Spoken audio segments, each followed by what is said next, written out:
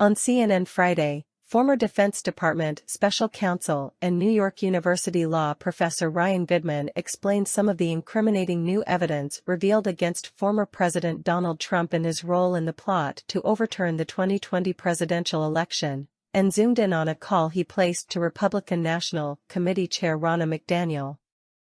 This comes after the House Select Committee on January 6 released its long-anticipated, 845-page report.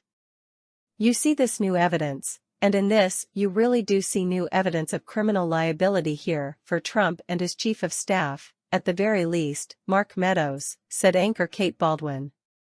What evidence is most damning?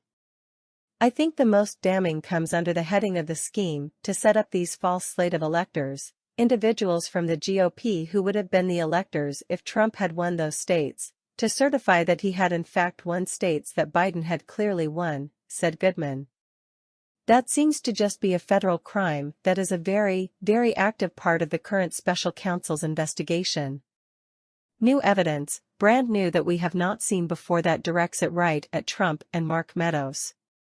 For example, that one smoking gun so far is a call that Trump makes to the head of the RNC, said Goodman. And he hands over the call to John Eastman to say, "We want you to organize the false slate of electors." That's all we had in the past. We now know she calls Donald Trump back soon after the call and says, "I accept your request," which means it's about him, it's not about Eastman. And there are other lawyers for the Trump campaign who say to the committee that it was Donald Trump who put Giuliani in control of this false slate of electors, and what Giuliani was doing, as far as they were concerned, was executing what Donald Trump wanted them to do. That's pretty devastating. Then there is a bunch of other testimony that we hadn't heard before from Cassidy Hutchinson, saying that Mark Meadows was significantly involved, following it closely, making dozens of calls to try to operationalize the false slate of electors, added Goodman.